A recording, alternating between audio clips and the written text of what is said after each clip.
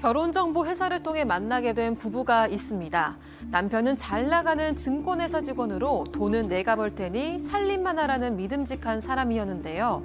여성은 결혼 후 직장을 그만둔 뒤 전업주부가 됐고 곧 임신까지 하게 됐습니다. 그러던 어느 날 고주망태가 되어 들어온 남편. 횡설수설하는 모습에 수상함을 느낀 아내는 남편의 휴대전화를 보게 되는데요. 거기에는 충격적인 내용이 담겨 있었습니다. 남편이 유부남인 걸 속이고 결혼정보회사에 가입해서 또 다른 여성과 만나고 있었던 겁니다. 하지만 이건 파국의 시작이었을 뿐인데요. 남편의 휴대전화에는 또 무엇이 있었던 걸까요?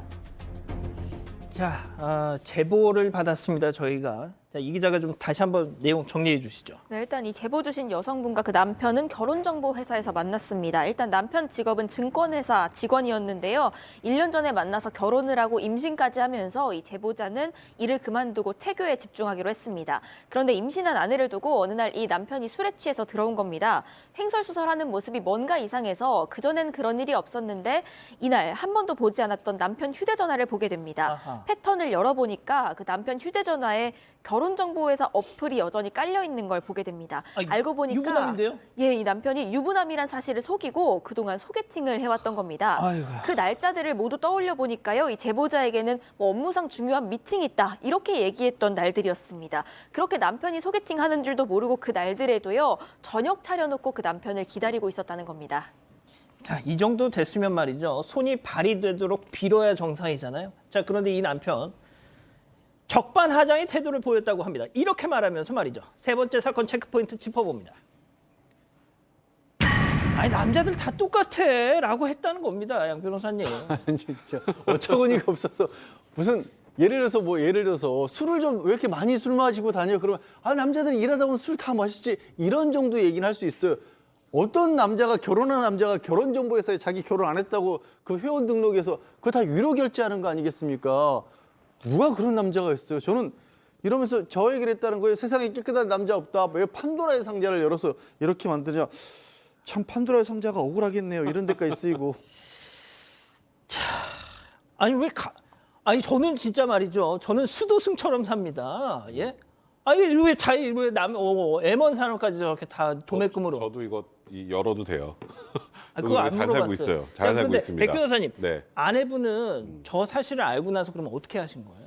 진짜 고민 많이 되셨을 것 같아요. 그런데 아까 우리가 처음부터 얘기했지만 이 사연을 보내주신 분이 지금 임신 중이잖아요. 아 맞죠. 예. 그러니까 아이도 있고 고민에 고민을 거듭하다가 이 남편을 용서해주기로 결심을 합니다.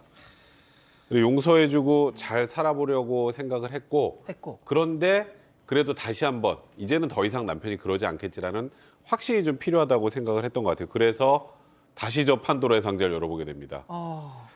저기에서 아무것도 없었으면 이제 우리가 이 사연을 소개해드릴 필요도 없었겠죠. 이번에는 남편 핸드폰에서 남편의 친구와 남편이 주고받은 카톡을 보게 됐다고 하는데 이 내용은 우리가 조금 전에 얘기했던 것보다 훨씬 더 충격적이었다고 합니다. 아 교수님 말씀해 주실 수 있을까요? 예, 제가 이제 아까 그 관련되는 그 자료를 한번 봤는데요. 아까 이제 통상 이런 사람들이 이렇게 얘기를 해요. 자기가 걸리면 남자들 다 그렇다라고 하는데 이제 거기에서 우리가 사자성어가 있죠. 유유상종이라고. 비슷비슷한 사람들끼리 어울리게 돼 있습니다. 그러니까 이제 그렇게 어울리는 것을 가지고 완전히 일반화의 오류를 범하는 거죠. 전체가 이럴 것이다. 그런데 뭐 그렇지 않은 것 같고요. 그리고 이제 이 부인이 용서를 해줬다라고 하는데 용서를 받고 난 이후에 자기 그 친구랑 같이 그 나눈 그 대화를 보게 되니까 전혀 반성을 하지 않고 정말 가정만 없으면 뭐 이런 얘기를 갖다 서슴지 않고 해요. 그래서 카톡에 나 저기 그쪽에 간 거 걸려가지고 진짜 큰일 날 뻔했다. 뭐 그 자기 아내가 촉이 있어서 뭐 어디 이 휴대폰 동선을 갖다 보고 이제 촉으로 알은 것 같다 이런 식으로 얘기를 하고요. 또 이제 그 주위에 있는 그 직원에 대한 어떤 그 성희롱적인 그런 발언 또는 뭐 회사 동료에 대한 성희롱적인 발언 제가 봤을 때는 거의 좀 이렇게 복구가 불가능한 그럴 정도로 어떻게 사람이 이렇게 됐는지 참 이게 궁금합니다. 자, 이 기자 또 있죠. 네, 일단 카톡 내용만 봐도 평소에 성매매했다는 걸 알 수 있는, 짐작할 수 있는 내용인데 어느 날 이걸 직접 확인까지 했습니다. 이 집에서 남편의 전 휴대전화를 사용해서 블루투스 스피커로 좀 노래를 들으려고 연결을 했는데 이게 전 휴대전화여도 와이파이에 연결이 되잖아요. 예. 알림이 하나 뜬 겁니다. 알고 보니까 뭐 카페에서 새 댓글이 달렸다 뭐 이런 내용의 알림이었는데 그 카페 이름이 퇴폐 마사지 같았다는 겁니다. 확인을 해보니까 역시나 퇴폐 마사지 업소였고요. 그래서 나중에 이 남편의 현 휴대전화로 문자 메시지에 마사지 이렇게 검색을 해봤다는 겁니다. 그랬더니 예약한 내역들이 쭉 떴다고 합니다. 다른 메시지들을 살펴보니까요. 하루에 업소에 2번 간 적도 있었다고 합니다. 자, 일단 지금 나오고 있습니다. 그 사진이. 근데 저런 걸 보고 이 지금 아내분 입장에서는 당장 어디로 시댁으로 갈 거 아닙니까? 예? 그렇죠. 그 시부모들한테 네 아들, 당신네 아들 이거 어쩔 거냐고 따져야 되잖아요. 그러니까 이제 이 지금 제보자도 시아버지를 만나서 이 하소연을 했겠죠. 근데 시아버지 말이 더 충격적입니다. 남편들 다 똑같고 그 저기 우리 사돈 휴대폰 봐도 내 휴대폰 봐도 이런 내용들은 다 들어있다. 아니 세상에 그걸 하소연하러 간 며느리한테 야 니네 친정아버지 네 아버지 휴대폰 까봐도 저런 거 있다. 남자는 다 똑같다. 이렇게 얘기를 하니까 이제 뭐 이 제보자 입장에서는 그냥 가정 자체, 집안 자체가 그렇구나 하고 더 실망할 수밖에 없었던 거죠. 제가 교수님께는 마지막에 여쭤볼게요.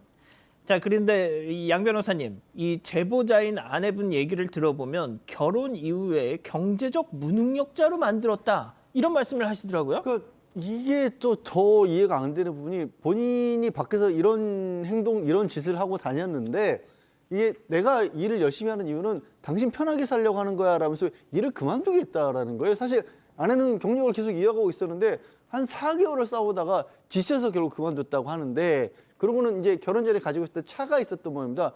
그 아내 명의로 된 차도 팔아버리게 만들고 자기가 사준 차를 타라 그랬다라는 거예요. 그리고 이번이 좀 초원이 아니었던 모양입니다.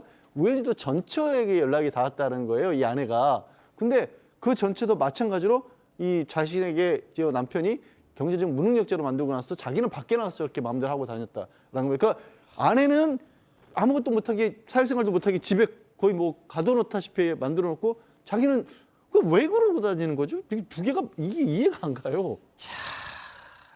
백 변호사님, 결국 이 아내분이 이혼을 피할 수 없게 된 것 같은데 네.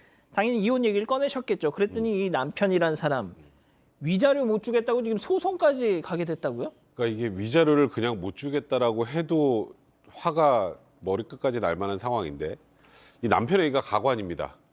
야, 내가 나이도 많고 돈이라도 있어야 또 다른 여자를 만나지. 아니 그러면 세 번째 결혼 또 하겠다고요? 뭐 그런 취지인 거죠. 이게 뭐 진짜인지 아닌지 제가 뭐 일단은 제보자의 주장이니까요.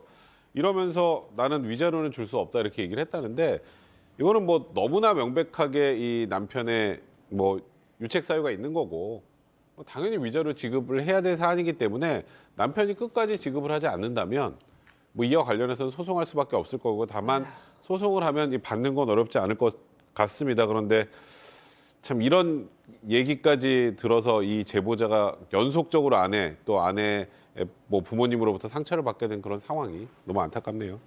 저희가 또 뭐 너무 일방적으로 얘기한다 하실까봐 이 남편 쪽의 입장을 들어보려고 계속 연락을 했는데 지금 바쁘니까 다시 전화드리겠습니다 하고는 콜백이 안 왔습니다. 자, 교수님 마지막으로 좀 짧게 정리 좀 부탁드릴게요. 글쎄요. 처음에 이제 저걸 보고 어떻게 저럴 수 있을까라고 충격을 받았는데 사실 그 시아버지를 찾아갔을 때 시아버지가 사돈누눈하면서 얘기를 하는 걸 보고 확실히 의문이 풀렸습니다.